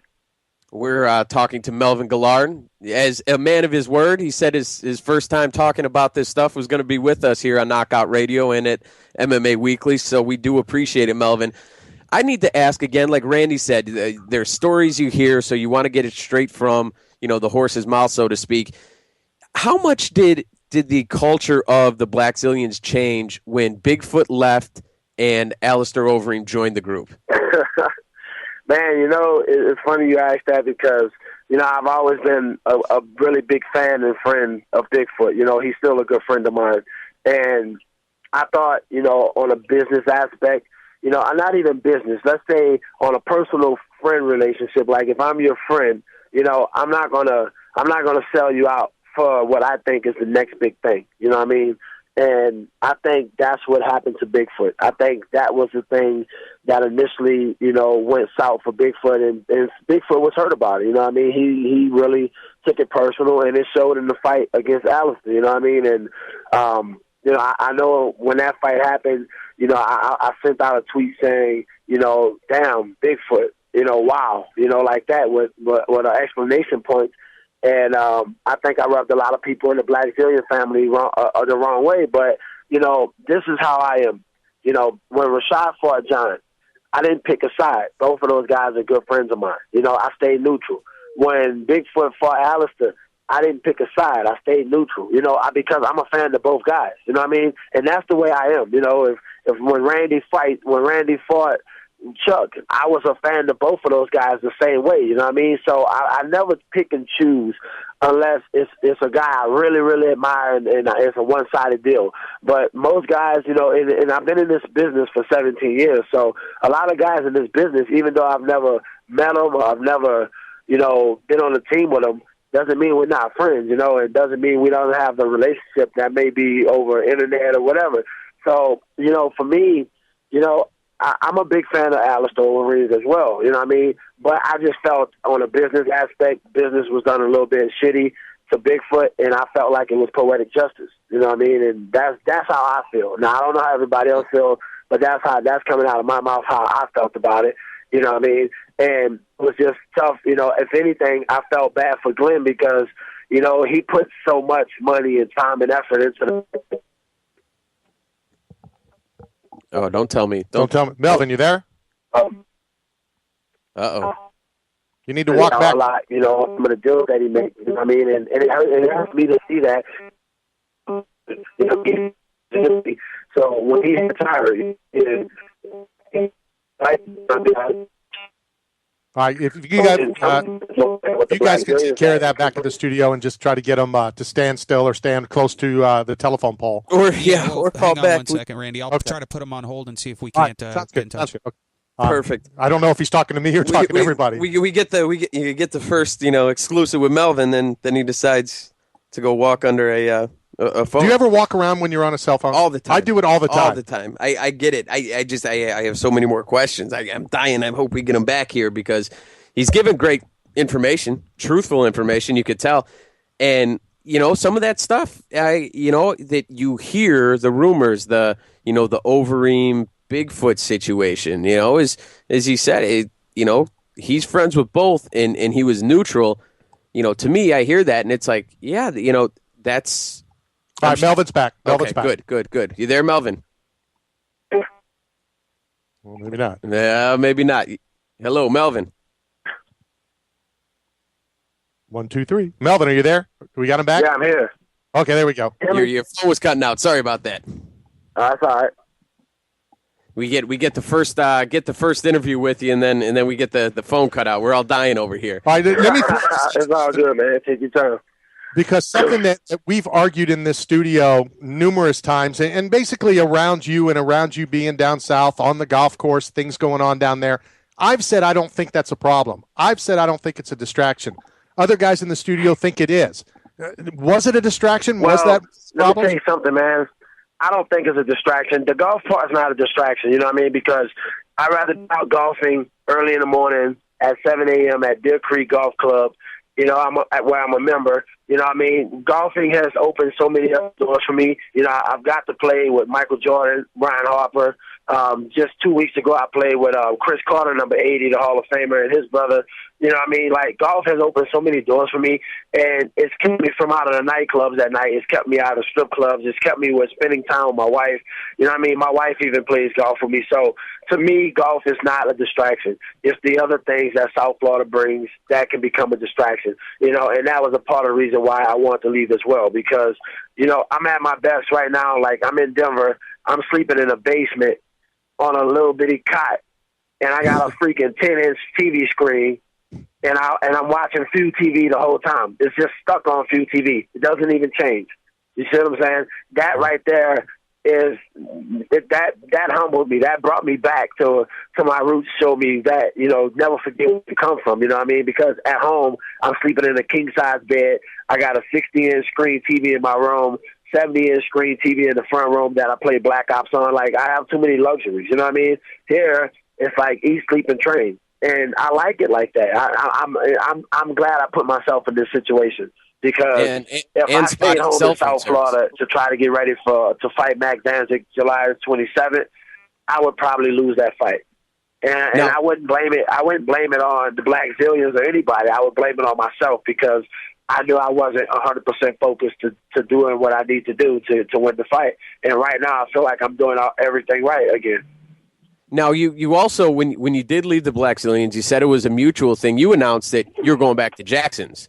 And Greg Jackson. that was a little bit of a slap in the face right there, man. I was excited about that, and I honestly thought that's where I was going to end up. And then I started seeing tweets saying that they voted me out and this and that. So, you know, if you want real truth and real the truth of everything, you always call Cowboy. So I called Cowboy. I reached out to Cowboy, and Cowboy said, it was, a couple of people voted against it. A lot of people were for it, but and then I got to talk to Coach Greg eventually, and he said, some of the guys, was on a different page, and maybe in the future, if we could get some of those guys back on the same page, then they have no problem with me coming back then. But right now, it's just not a good time. That was the words of Coach Greg Jackson, and and I took it on the chin. It was cool, it hurt my feelings a little bit, but at the same time, it's nobody's fault but my own. I left Jackson, and I think my timing was so bad. I left during the time Rashad and John was beefing, and they were fighting, and it was almost like it was kind of like you would say if you were outside looking in, you would definitely say, oh, you chose Rashad over John. That's basically how I made myself look, and I understand how everybody felt, So it's no big deal. But, being here in Denver, it's the next best thing to Greg Jackson, if not the best thing for me, So God always has something in store for everybody, and I think right now me landing in Denver is probably what he had in store for me. So it's no big deal. And there's no love lost to Jackson's, I still care about those guys the same way. Well, Melvin, it's kind of ironic that you said the next best thing or maybe the, better than when Grudge is kind of a sister camp to Greg Jackson in Albuquerque. Is that going to present any problems? Is that kind of weird? No, man, because me and Coach Trevor, we sit down and talk this morning. I just got here last night. We sit down and talk for about an hour today, and we laid everything out on the table, And, he's here to help me. I'm here to get better, and I'm here to help this team get better as well. So, no, there won't be any problems with that. If I got a phone call today or tomorrow and they need me to fight somebody, from Team Jackson, of course I would. I fought Cowboy, and he's my best friend, So I don't think it will really hurt anything, and it still won't hurt me wanting to go back there someday, Like, I still have, I still feel like I left a piece of me in Albuquerque, But, there's some personal things in Albuquerque that I need to, fix before I can actually go back to the team anyway. So with that being said, I'm happy where I'm at. My wife is happy for me, and me and my wife are on the same page, and I'm fine with whatever decision I make, from here on out. Well, and I was going to throw that out real quick when you said that, would you fight somebody at Albuquerque? You already did. So whether you went back there to fight or you didn't. Of course I would. Right now I would fight somebody from the Blackzilians if the opportunity came to me, because, it's my manager's team, it's my management's team. I'm no longer a part of that team. So it's all fair game now. And, me being that guy that'll fight anybody, anytime, anywhere, that's the reason why I get the phone calls from Dana personally. That's the reason why, those guys call me when they need me to fight, because, when they asked me to fight Cowboy, it wasn't the easiest yes in the world, but I knew how much to fight to Cowboy because 4 other people didn't want to fight him. So I knew somebody had to step up, and I didn't come all the way to Denver to lose either. I came here to knock Cowboy out. I almost did, but that split second he hit me and knocked me out. So, it's not like, somebody paid me to have a setup fight for Cowboy. No, I came here to kick Cowboy's butt, but it just happened, we had a nice little brawl for probably 2 minutes, 2.5 minutes, however long the round went. But, I never go anywhere looking to lose. I want to win, and I want to have the 155 belt just like anybody else. So, sometimes I gotta take the alternate route. I can't always take the interstate. I gotta take Route 66. I gotta take Route 66. All the way through Radiator Springs. That's my route. I gotta take the long way. There you go. Now with the change out of South Florida, to Denver, change with Glenn as your management, or did you stay with him from a management standpoint? No, I'm still with Glenn. I'm still with Glenn as of right now. Things are still real good with me and Glenn. There's no reason to leave. But on another note too, it's like being on a team that my manager owns. It was really hard for me to communicate with him as a manager. Because whenever because I'm not one of those guys that I want to be in the gym every day of the week, 365 days. You know what I mean? I just passed up a tournament to play with Mike Allstock. I had my heart set on it, but then, you know, I had to leave for camp, which was the right thing to do. But I'm not one of those guys, you know, like most of the guys on that team that's in the gym every day, twice a day. You know, I mean, it got to a point where now they're taking attendance, you know what I mean? And they're doing who's there, who's not, who's tardy, who's late. And that's not how I work, man. You know what I mean? Like, I've been doing this for 17 years, and I'm a veteran at what I do. And I don't need to be in the gym day in and day out to perfect a game plan to fight someone. You know, fighting is fighting. You know, you just let the fight happen. And because I wasn't going to the gym all the time, it started, you know, creating problems with me and Glenn. You know, he didn't want to get me fights booked. You know, he was telling me, go back to the gym and then I'll get you a fight. You know, and it don't work like that for me. You know what I mean? So all in all, I'd rather just walk away, you know what I mean? Because I want to be able to go to training camp, do my camp, get done with the fight. You know what I'm saying? Like right now I'm in Denver for the next 3.5 months. And I'm staying here the whole time. So right now I'm in training camp. I want to train. And then when I'm done with the fight, I want to go home to my wife and my 6 dogs and back to my golf course and go back to the golf course. And I want to just, you know, have a normal life. I don't want to have a life where I'm constantly training in the gym every day of the week for 365 days. That's just not how I work. So right. I think it was best for me to part ways from the Blackzilians on that note as well, because I don't fit into their system of what they're trying to do. Well, you know, Melvin, it's ironic that you brought it up that way, and it's something that Derek and I have discussed, argued, whatever, you know, forever. When you said it's not how you work, it's not how you should live.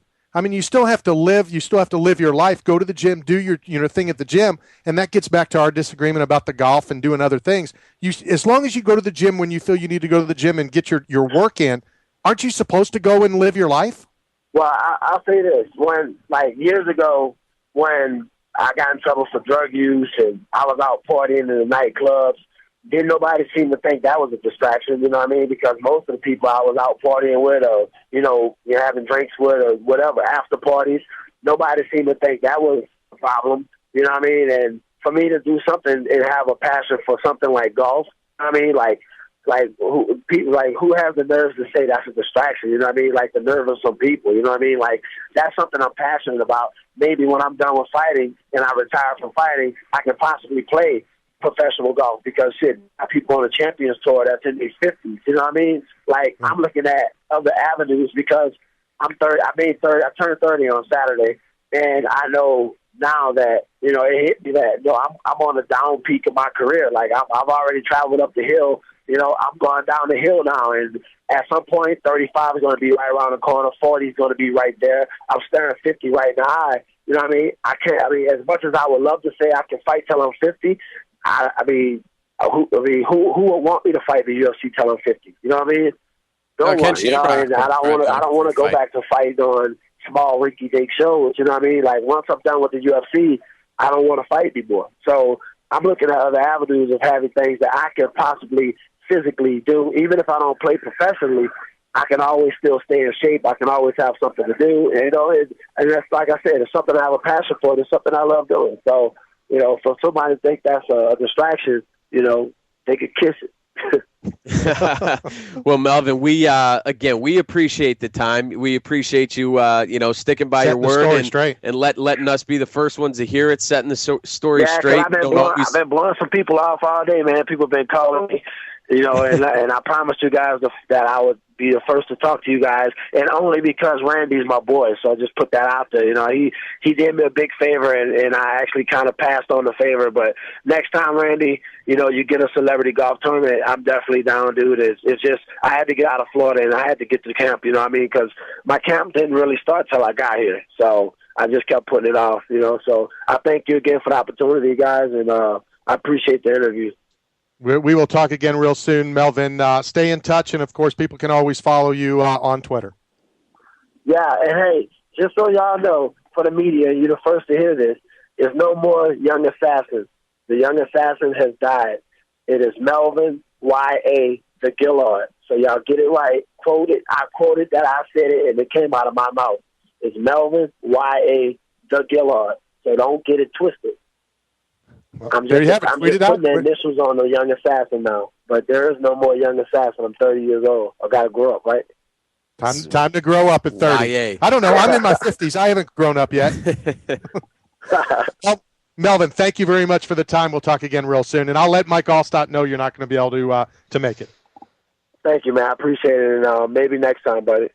Absolutely. We'll talk about celebrity golf tournaments. I'll get you in plenty. Thanks, man. I appreciate that. All right, take care. Melvin Guillard out in Denver at Grudge. Interesting. With Trevor and Shane Carwin and Brendan Schaub. Schaub's out that way, and like you said, it's kind of a satellite school to Jackson. To me, it's a little weird. They definitely float guys out there a lot. You hear about guys going weeks at a time. Sure. And it'll be interesting because, we did know, that he wasn't going back there.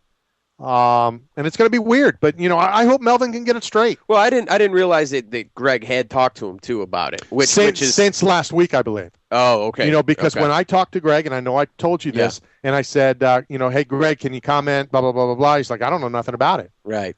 So it hadn't been brought up to the point of Melvin saying it. Yeah. I guess they talked about it because they'd already done their voting, and let it be known they vote on everything there. It's not just that, hey, Melvin Guillard wants to come back, let's vote on it. Mm-hmm. I remember when Marcus Jones was still in the Ultimate Fighter, and he thought a lot of us thought he may have a career.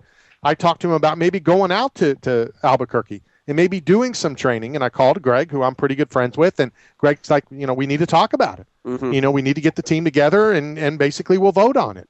So they vote on everything there. Yeah. I don't want people to think that, well, it's Melvin and they didn't like Melvin, so they took a vote. Yeah. Well, that's what I thought. Yeah. And that is that's what I thought. And that was explained to me different.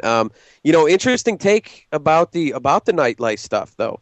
He mentioned how it's not a distraction for him, how his golf kind of kept him from the strip clubs, from the late night stuff. But, he said for him, it kept him from being distracted. From him being distracted. He definitely wasn't speaking, saying that the guys, no, our whole team, taking attendance, seeing who's tardy. But you should be okay with that because you guys are the guys that say golf and other things and outside distractions.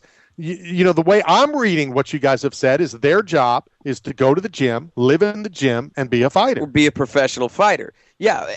Professionals, you need someone taking attendance. It's a lot of. Hold on 1 sec. Hold on, time out. TTT. You worked for the Tampa Bay Buccaneers. Yeah. Did they or did they not take attendance of the Tampa Bay Buccaneers to come in off-season workause and get paid for it? Yeah. Well, it's contract tied. It's tied to your contract. I'm just saying. Different. Well, how do you know? How do I know? Because you have to hit a certain percentage of workouts to get paid, so you got to keep track of that shit. I'm not saying about the Bucs. I'm saying, how do you not know that their contracts down at the Blackzilians didn't have the same thing? UFC contracts? Not UFC. Fight contracts? Not UFC. Blackzilian contracts. Well, do they sign a contract? I would assume. I don't think he would have brought it up in the first place if it had been part of the contract. All right, I know that we're almost out of time, but we're going to go out to Las Vegas. Big news. We've been talking about it. I know you have plenty of questions for the former champ. On the line with us right now, the former champ, Riddick Bowe. Riddick, how are you? One moment, please, for Riddick Bowe. Oh, wow. I want someone to introduce me on the phone. They're going to introduce him, too? That's big time. All right, we'll wait. That's big time right there. Moment. You know what? I need to get that voice service. Call someone, they pick up, and then say, 1 minute for Derek Kuklich. Hold for Derek. Yeah, why not, right? DCUCULCH. Hello, champ. Hey, how you doing? Riddick, how are you, Riddick? Riddick Bowe joining us on Knockout Radio. How's everything going? I'm okay. I'm ready to knock somebody out. Yeah, that's what you do for a living, right? You better say it. Yes, sir. Now, I have to. We'll ask right off the top because we know you're on for you're in a fight, but not the boxing fight that normal people would assume Riddick Bowe's in. So what's going on with this fight? What are you doing here, Riddick? Well, it's Muay Thai, but my thing is this: a fight is a fight. I've been fighting like this ever since I was a little kid back in Brooklyn. It's what we do. How did you make this decision? How did you decide it's been 6 or 7 years to come back and not into basically what we know you as and what you're known for, but a little bit different with some different rules? Well, again, like I say, be it boxing, Muay Thai, MMA, it's all the same to me. So, opportunity presented itself where I could fight doing Muay Thai, so I took advantage of it. Have you been training Muay Thai? Are you working knees now too, or are you just saying, listen, knees, I got elbows, uppercuts, the whole kit and caboodle. You've been working on all of these. I huh? certainly don't want to get hit by the kit and caboodle from Riddick Bowe. Right? And how long have you been training these? Who's training me? Master Chin. No. How long have you been training Muay Thai? About 4 or 5 weeks. And you're jumping in, huh? Oh yeah, I'm jumping in. I'm taking full advantage. Oh my goodness! Now, Riddick, I have to ask you, since you're on the line, and I am a big boxing fan. I'm sure you get asked all the time. Take me back to the Andrew Guillard incidents here. You've been waiting all day. I've been waiting all day. I mean, what goes through your mind when he just starts going low on you? Well, the first time I was, a little bewildered. The second time I said, well, it's hard to say. And then third time, this cat here got to be crazy. And he just kept doing it. And it turns out he is half nuts. He didn't want to be there, so the quickest way to get out the fight was to be disqualified. And so that's what happened. He got disqualified. And you also were a part of one of the craziest moments, if that wasn't crazy enough, because it sparked a damn near riot. But you were also part of Fan Man when you fought Evander Holyfield. When that happens, when a guy parachutes into your pay-per-view fight that you're headlining, what's going through your head? What are your thoughts? Well, as you can recall, when he flew into the ring, he was pretty much behind me, so I didn't really see him come into the ring.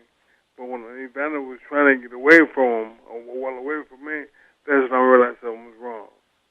But I really feel like he caused me in the fight because I was warmed up. I was ready to go at that particular point, but having to wait for half an hour to start the fight again in the cold, it really had a profound effect on me.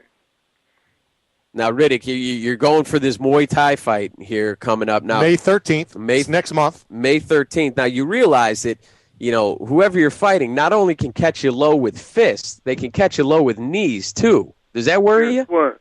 Remember this, I can do the same thing. And like I say, the fight is a fight to me. I don't care if it's Muay Thai, kickboxing, or what have you. A fight is a fight.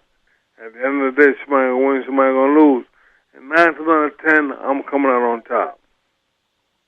We are on the phone with former heavyweight champion Riddick Bowe. Riddick, what do you know about your opponent, Lev? I hope I pronounced it right. Levgin Golovin?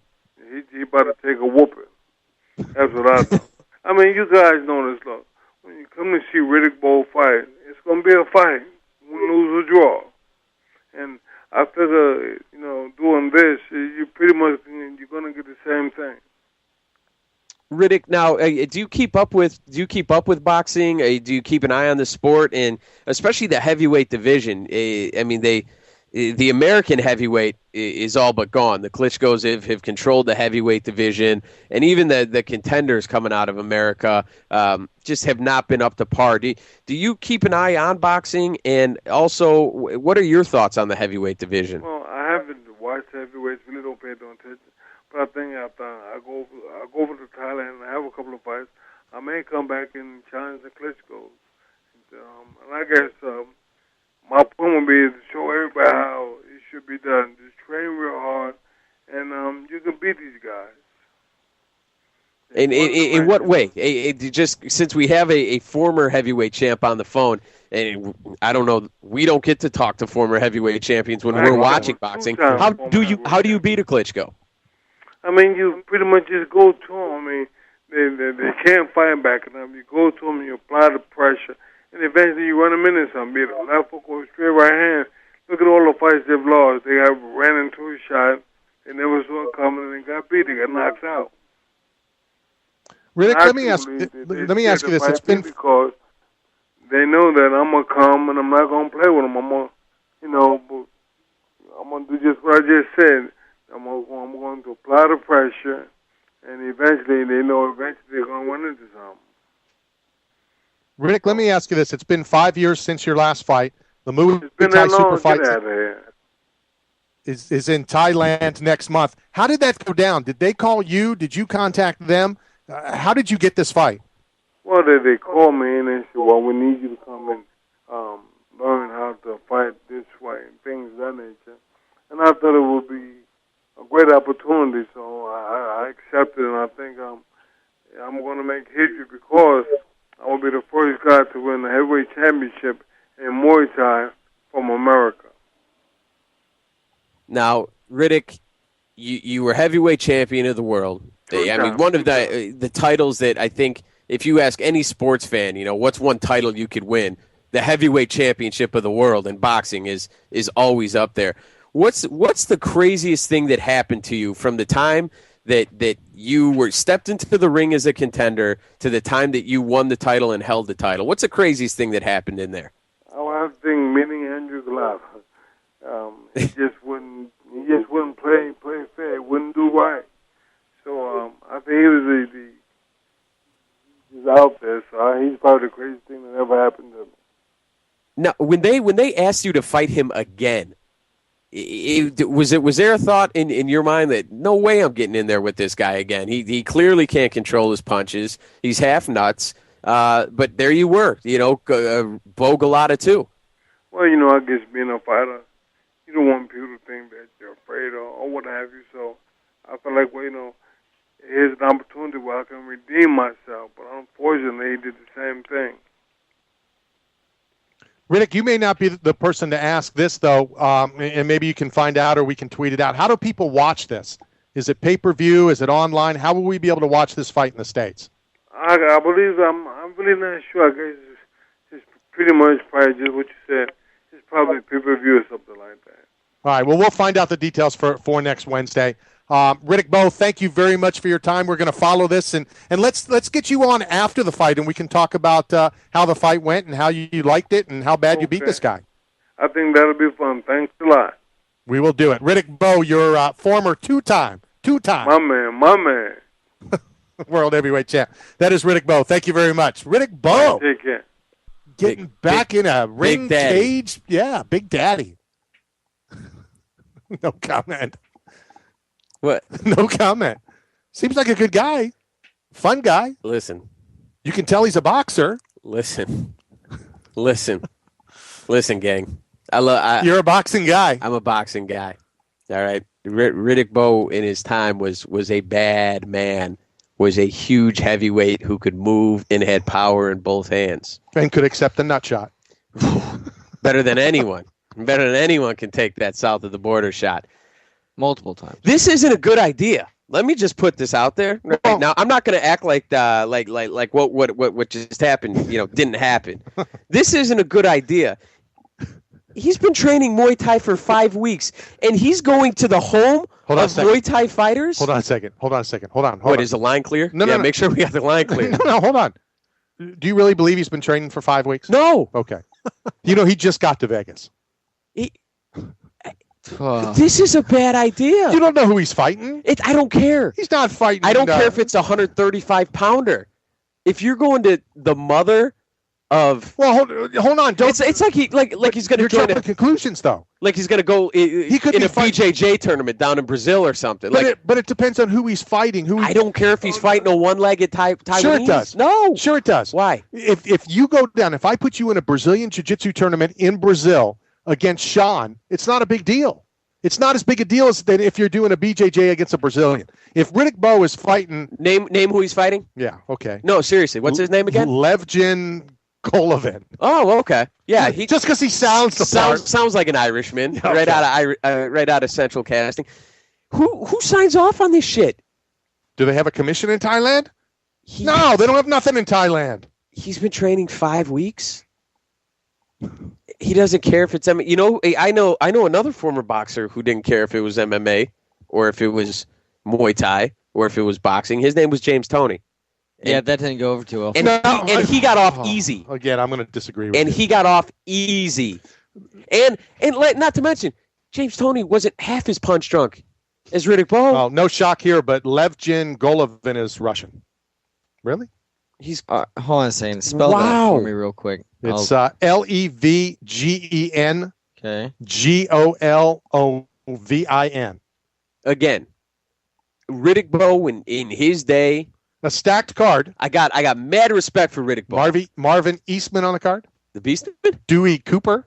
Like, I have mad respect for Riddick Bowe for what he did. Sure. You know, but this is a bad idea.